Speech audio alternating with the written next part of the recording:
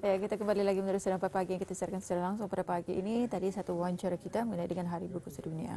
Hari ini tambah lagi pengetahuan kita, ilmu kita ni, dan ini merupakan satu panduan dalam rutin harian kita. Betul. Tambahan bila kita ni berada lagi di bulan Ramadan. Tajuk yang kita bawakan? Baik, tajuk yang akan kita bawakan menerusi ceramah Ramadan bulan mulia ini, Auda. Kali ini memang menarik sekali, iaitu semarakkan Ramadan dengan Al-Quran. Ya.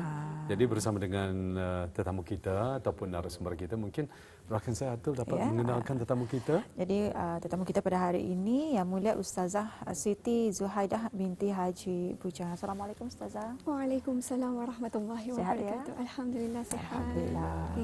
Jadi semarakkan Ramadan dengan Al-Quran. Jadi sebagai mukadimahnya, tadi mengetahui Al-Quran merupakan mukjizat paling besar yang dikurniakan kepada Nabi Muhammad SAW dan telah menjadi panduan penting bagi umat Islam sepanjang zaman. Mungkin Ustazah boleh menghuraikan sedikit sebanyak mengenai mukadimahnya. Okey. Terima kasih kepada Nur Hayatul dan Daud Ya. dan juga para penonton yang dikasihi oleh Allah Subhanahu wa taala. Assalamualaikum warahmatullahi wabarakatuh. Bismillahirrahmanirrahim. Alhamdulillahirabbil alamin. Wassalatu wassalamu ala asyrafil anbiya'i wal mursalin sayyidina Muhammad wa ala alihi wa sahbihi ajma'in. Rabbi shrah li sadri wa yassir li amri wahlul 'uqdatam min lisani yafqahu qawli. Subhanaka la 'ilma lana illa ma 'allamtana innaka antal alimul hakim. Allahumma hidayatan lis-shawab amma ba'. Para muslimin dan muslimat yang dirahmati Allah Subhanahu wa taala. Alhamdulillah, bersyukur kehadrat Allah Subhanahu wa taala kerana kita ni dipertemukan lagi dengan bulan Ramadan. Bahkan bersyukur juga kita ni dikurniakan kesihatan yang baik yang mana memudahkan kita ni untuk melakukan amal ibadah. Dan sudah tentu kita ni berharap amalan kita ni itu indah sia-sia dan diterima oleh Allah Subhanahu wa taala. Alhamdulillah. Jadi bulan Ramadan ini seperti lazimnya setiap tahun kita ni memang ketahui bahawa bulan Ramadan adalah bulan turunnya Al-Quran. Seperti mana firman Allah Subhanahu wa taala yang bermaksud bulan Ramadan yang padanya diturunkan Al-Quran menjadi petunjuk bagi sekalian manusia dan menjadi keterangan yang menjelaskan petunjuk itu dan membezakan antara yang benar dengan yang salah. Surah Al-Baqarah ayat 185. Jadi memang Al-Quran Al-Karim memang mukjizat terbesar yang dikurniakan oleh Allah Subhanahu wa taala kepada Nabi Muhammad sallallahu alaihi wasallam, yang mana kita ni mesti juga beriman akan kitab Al-Quran ni yang mana dalam rukun iman yang ketiga.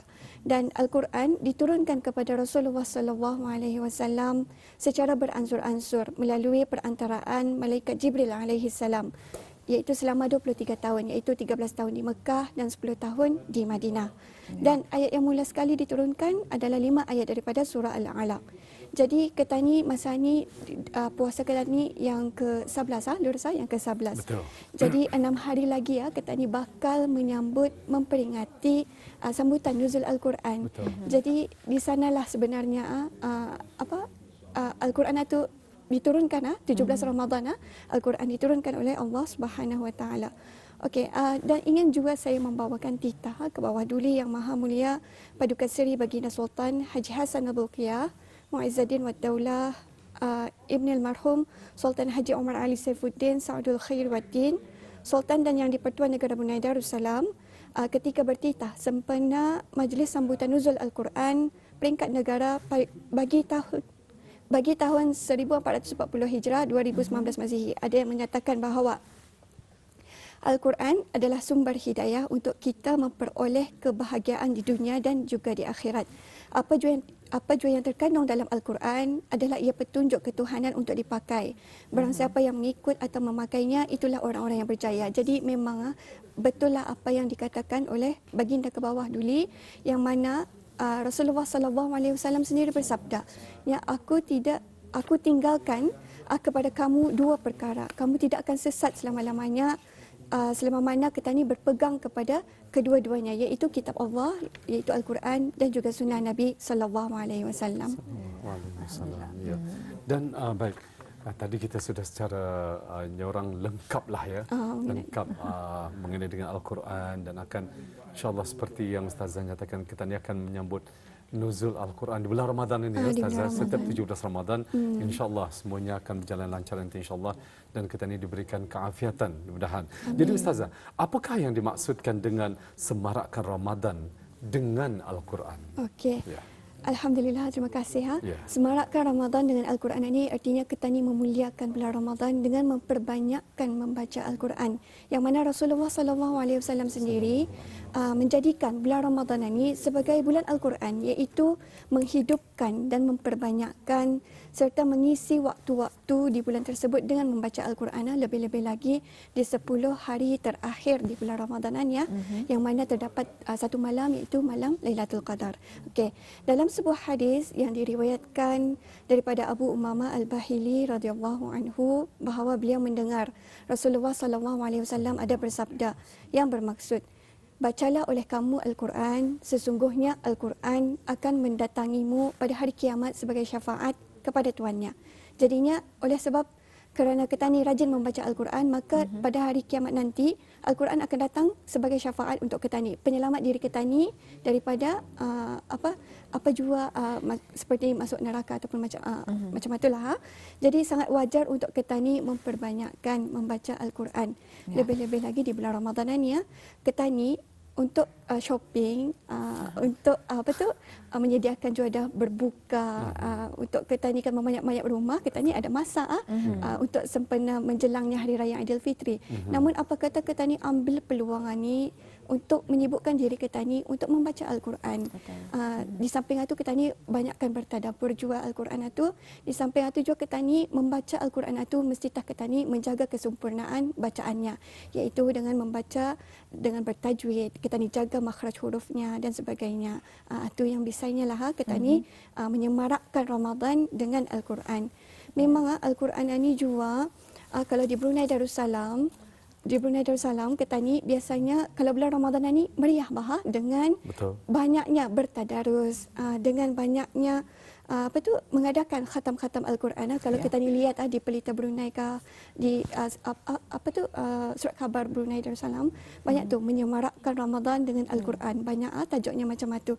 Jadinya memang itu adalah satu pujian ataupun perkara ni amat menggembirakan, kerana usaha kita ni itu untuk menghidupkan bulan Ramadan sesuai juga dengan negara kita ni yang digelar sebagai negara zikir, yang mana kita ni itu menyemarakkan Al-Quran, itu di bulan Ramadan, kerana Al-Quran itu adalah sebenarnya kepala zikir, ketua yang paling atas sekali. Jadinya amat sesuai. Dan kita ni sebagai umat Islam ni, kalau boleh kita ni baca Al-Quran ni, ianya akan menerangkan hati kita ni daripada kegelapan. Dan itu seperti apa yang saya katakan tadi, kita ni semarakkan Ramadan ni dengan Al-Quran, iaitu dengan memperbanyakkan membacanya. Di samping itu kita ni fahami juga tafsirnya, kita ni tadabbur juga, dan di samping itu juga kita ni menjaga kesempurnaan pembacaannya. Alhamdulillah. Dan juga kita ingin mengetahui apakah antara kelebihan bagi orang yang membaca Al-Quran. Okey. Di antara kelebihan orang yang membaca Al-Quran ini, sebenarnya yang pertama adalah orang yang membaca Al-Quran hatinya akan dikurniakan cahaya oleh Allah Subhanahu Wa Taala dan dipelihara daripada kegelapan. Artinya bersinar-sinarlah hati kita ni dengan cahaya. Dan kedua, memperolehi kemuliaan dan ibu bapanya diberi rahmat. Ayat ni selalunya kalau ada yang beranak ni, yang katanya lainnya kita masuk tahfiz lain supaya kau dapat membawa kami ibu bapa masuk ke dalam syurga.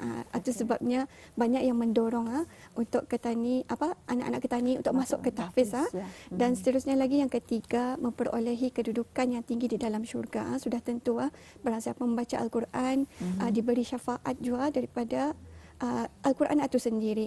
Dan keempat, kita ni diberi ketenangan dan kewaspadaan dengan kita ni kita ni ala bizikrillah tatmainnul qulub.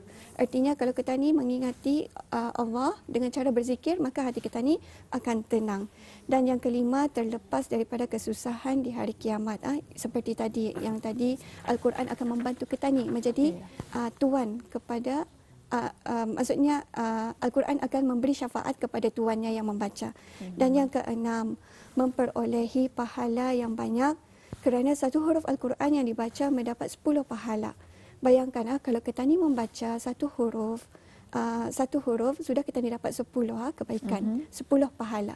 Apa kata kalau kita ni membaca satu muka surat daripada Al-Quran, tentu pahalanya semakin banyak. Sebagaimana hadis yang diriwayatkan oleh Imam At-Tirmizi daripada Abdullah bin Mas'ud, Rasulullah sallallahu alaihi wasallam bersabda, barang siapa membaca satu huruf daripada kitab Allah Al-Quran, maka baginya satu kebajikan, dan satu kebajikan menyamai dengan 10. Aku tidak mengatakan alif lam mim itu satu huruf, tetapi alif satu huruf, lam satu huruf dan mim satu huruf. Okey, jadinya ketani kan di Brunei Darussalam, ketani di pejabat-pejabat kerajaan pun memang ada ketani mengadakan bertadarus yang mana baru-baru ini juga ada irsyad hukum mengenai dengan cara pembahagian khatam Al-Quran ni Alhamdulillah, jangan ketani jadikan ianya sebagai ketani putus asa sebab ketani mungkin saja ketani payahkan duduk berkumpul beramai untuk sama-sama mendengar bacaan Al-Quran itu. Tapi ketani jadikan ianya sebagai satu motivasi untuk ketani untuk sama-sama berkumpul untuk dan mendengar bacaan Al-Quran bersama-sama dan beredar membaca Al-Quran itu supaya ketani mendapat ganjaran pahala yang mana satu huruf sudah menyamai 10 pahala. Apa kata kalau satu juz ketani membaca maka lebih banyak lagi ganjaran pahalanya tu. Dan memang semua ini indah akan dapat ketani perolehi jika kita ni indah berusaha untuk mendapatkannya. Maksudnya kalau kita ni indah baca Al-Quran, sudah tentu kita ni indah dapat pahala. Betul. Jadi kita ni mesti ada kemahuan kita ni, usaha kita ni untuk membaca Al-Quran. Artinya kita ni cari masa lapang kita ni. Tapi kalau kamu menunggu masa lapang payah je tu kerana kita ni banyak komitmen. Jadi kita ni mesti berusaha untuk mencari masa. Bukan lagi kita ni mesti kita ni cuba cari. Kalau boleh selepas sembahyang fardu subuh tu kah, kita ni cuba selepas bersahur kah, kita ni cuba untuk mengisi masa kita ni dengan memperbanyakkan bacaan Al-Quran di bulan Ramadan. Ya, alhamdulillah. Ya, dan juga Ustazah, kita yakin sepanjang kita orang membaca Al-Quran dan banyak lagi amalan-amalan sunat yang dilaksanakan, setiap perbuatan kita ni dilipat gandakan pahalanya, Ustazah. Betul. Jadi macam mana pula kedudukannya kalau keadaan seseorang yang masih kurang lancar dalam membaca Al-Quran, apakah mereka juga akan diberikan ganjaran pahala? Macam mana tu, Ustazah? Okey, alhamdulillah. Okey, bagi mereka yang masih kurang lancar ataupun bacaan itu seringkali tersangkut-sangkut terbrek-terbreknya. Macam mana? Kadang-kadang kurang yakin. Kalau dia terjalan.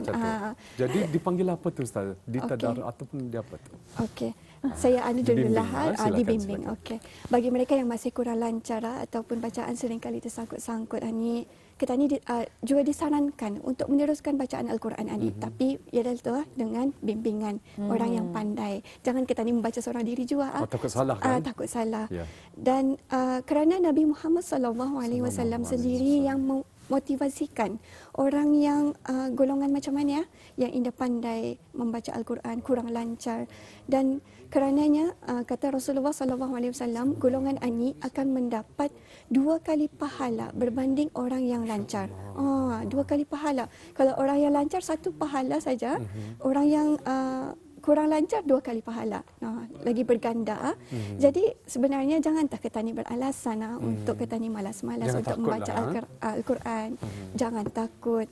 Kerana tidak mahir itu boleh betul kita ni perbaiki. Boleh kita ni belajar untuk melancarkan lagi bacaan Al-Quran kita ni. Dan ini dijelaskan di dalam hadis Rasulullah SAW yang bermaksud dari Aisyah radhiyallahu anha, katanya Rasulullah SAW telah bersabda, orang mukmin yang mahir membaca Al-Quran maka kedudukannya di akhirat ditanami para malaikat yang mulia, dan orang yang membaca Al-Quran padahal dia gagap sehingga sulit baginya membaca maka dia mendapat 2 pahala. Jadi apa kata orang yang kurang lancar ni rebut peluang ni, kerana ganjaran pahalanya 2 kali ganda daripada orang yang lancar. Jadinya lebih istimewa lah ganjaran pahala bagi orang yang kurang lancar itu ataupun yang belum kan start pun payah-payahan. Kalau payah-payahan kan membaca, apa kata kita ni duduk beramai-ramai mendengar bacaan orang yang lancar bacaannya Dan tu. ikut menyimak boleh Ustazah? Ikut menyimak boleh. Apatah lagi kalau diorang selepas satu bertadabbur, sama-sama membincangkan, berkongsi mengenai tafsiran ayat Al-Quran tersebut. Alhamdulillah ya sebenarnya. Dan juga banyak kelebihan bila kita membaca Al-Quran ini. Dan bagaimana sebenarnya di antara adab-adab membaca Al-Quran ini, Ustazah? Okey, alhamdulillah.